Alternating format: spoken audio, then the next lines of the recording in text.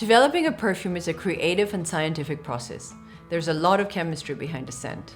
The technical part doesn't always sound as thrilling as the creative part, but it actually is. For instance, there's a silage, which is also known as a trail, and that depends on the fragrance concentration and the raw materials. By the way, there's also a ritual you can practice at home to help increase the longevity of your scent. Would you like to find out more about it? Combining gels, creams, and hair mist with the fragrance will help you personalize your signature scent. This practice involves using different perfumes or textures, and it's called layering. I love layering.